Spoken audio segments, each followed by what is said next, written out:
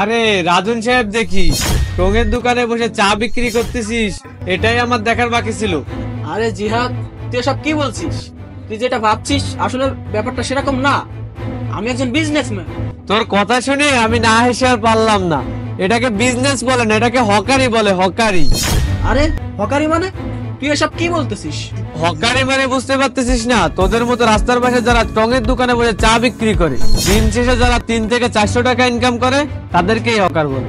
তোর বিবরণ শুনে বুঝতে পেরেছি তুই ভাবছিস এই রাস্তার পাশে টঙের দোকানে বসে চা বিক্রি করতেছি, এটাকে তুই বিজনেসম্যান বলতেছিস, এটাকে তুই হকারি ভাবতেছিস। আরে তুই কেন বুঝতে পারতেছিস না? ও আচ্ছা, বুঝতে পারিছি। তোর তো অনেক বড় অ্যাম্বিশন ছিল, তুই অনেক কিছু করবি, অনেক বড় ব্যবসা করবি।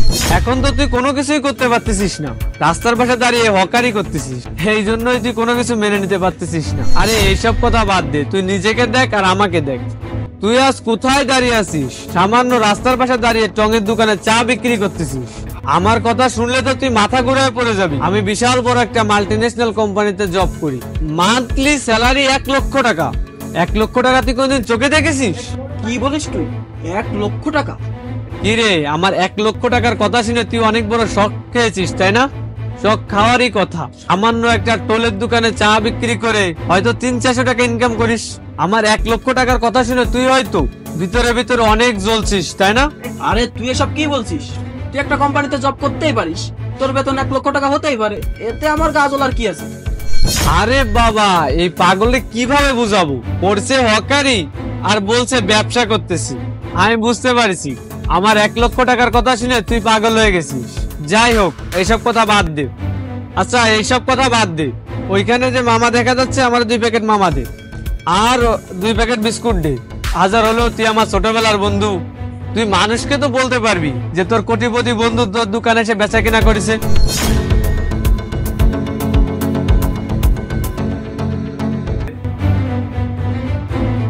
এই নে। আচ্ছা, এগুলোর দাম কত? 20 টাকা।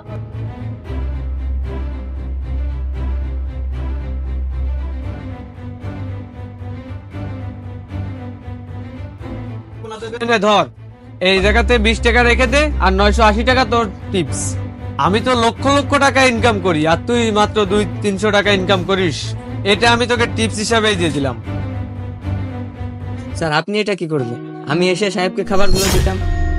আরে ভাই, আপনি কাকে স্যার বলতেছেন? ও তো একটা হকার। আরে সাহেব, আপনি এগুলো কি বলছেন? স্যারকে স্যার বলবো না তো কি বলবো? উনি একজন ভালো মনের মানুষ। শুনুন তাহলে কি হয়েছে। ভাই, একটা চা দিয়েন তো। ঠিক আছে স্যার, একটু বসেন।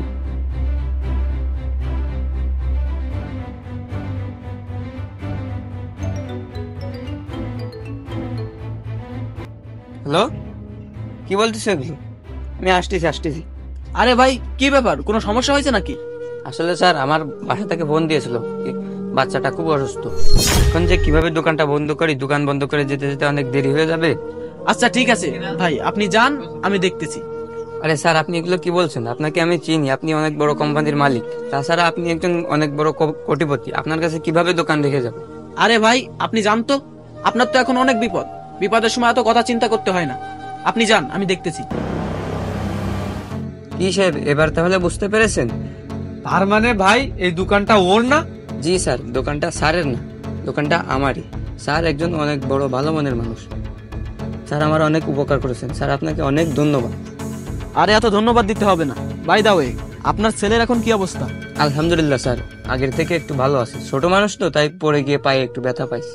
স্যার, আপনি যদি সঠিক সময় এসে দোকানটা না দেখতেন, তাহলে দোকান বন্ধ করে হাসপাতালে যেতে অনেক সময় লেগে যেত। স্যার, আপনার ঋণ যে আমি কিভাবে শোধ করব? ইটস ওকে, এত ঋণের কথা বলতে হবে না। মানুষের বিপদে মানুষ এগিয়ে আসবে, এটাই তো বাস্তবতা। আর তোকে আর আমি কি বলবো? তোর সাথে কথা বলার ইচ্ছা আমার নেই। ছোটবেলায় তুই যেরকম ছিলি, এখনো ঠিক এমনটাই আছি। আরে এত অহংকার কিসের তোর? তোর তো অহংকারের চোটে মাটিতে পা পড়ে না। তুই আজকে যে অহংকার দেখাচ্ছিস না, এই অহংকার কিন্তু একদিন তোর পতনের মূল হয়ে দাঁড়াবে। সেখান থেকে এমন ভাবে পড়ে যাবি যে উঠে দাঁড়ানোর শক্তি তোর থাকবে না। ছোটবেলায় থেকেই তুই সবার সাথে এরকম ব্যবহার করতিস। তোর সাথে কেউ ভালো ব্যবহার করতে চাইলে তার সাথে তুই এরকম করতিস। আচ্ছা বলতো, মানুষের সাথে এরকম ব্যবহার করে তুই কি মজা পাস? আর কি বললি তুই একটা কোম্পানিতে জব করিস, তোর বেতন 1 লক্ষ টাকা? এটা শুনে আমার গা জ্বলবে। আরে বোকা, এটা শুনে আমার গা জ্বলার কি আছে? কারণ এই শহরে আমার 10-10টা কোম্পানি আছে। আরো জানি তুই কি বললি, তুই একটা মাল্টিন্যাশনাল কোম্পানিতে জব করিস। আরে এই শহরে আমার 5টা মাল্টিন্যাশনাল কোম্পানি আছে, সেখানকার প্রত্যেকটা স্টাফের বেতন 1 লক্ষ টাকারও বেশি। কই, আমরা তো অহংকার দেখাই না। একটা মানুষের টাকা পয়সা অর্থ সম্পদ থাকতেই পারে, তার জন্য যে অহংকার দেখাতে হবে এটা না। কারণ অর্থ সম্পদ এটা আল্লাহ পাকের দান। আল্লাহ চাইলে ফকিরকে কোটিপতি আর কোটিপতিকে ফকির বানাইতে পারে। আর যাই হোক, তোর সাথে আমার কথা বলার ইচ্ছা নেই, তারপরও তুই আমার ছোটবেলার বন্ধু, তোকে একটা কথা না বলে পারছি না। একটা কথা সবসময় মনে রাখবি, অহংকার পতনের মূল। এই পৃথিবীতে যারা অহংকার করেছে একদিন না একদিন তাদের পতন হয়েছে, এটাই জগতের নিয়ম। তাই কখনো কারো সাথে অহংকার দেখাবি না। রাজন বন্ধু, তুই এভাবে বলিস না, প্লিজ এবারের মতো ক্ষমা করে দে।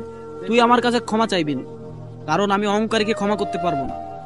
এই নাও 20 টাকা হয়েছে, এখান থেকে 20 টাকা রেখে আর 980 টাকা ওকে দিয়ে দাও। আর তোকে একটা কথা বলতে চাই, তুই না একটু আগে আমাকে বলছিলি তোর বেতন 1 লক্ষ টাকা। তোর যদি কোনোদিন চাকরি নিয়ে সমস্যা হয়, তুই একটাবার এই বন্ধুর কথা মনে করিস, কারণ আমার কোম্পানিতে আমি মানুষদের অ্যাভেলেবেল চাকরি দিয়ে থাকি। তুই কোনো চিন্তা করিস না, তোর বেতন 1 লক্ষ টাকা না, প্রয়োজন হলে তোকে একটু বাড়িয়ে দেবো। আচ্ছা, দরকার হলে তোর বেতন 1 লক্ষর জায়গায় 3 লক্ষ টাকা দেবো, তাও তোর জন্য আমার দ্বার প্রতিনিয়ত খোলা থাকবে। ভাই আসি, অন্য একদিন আসবো।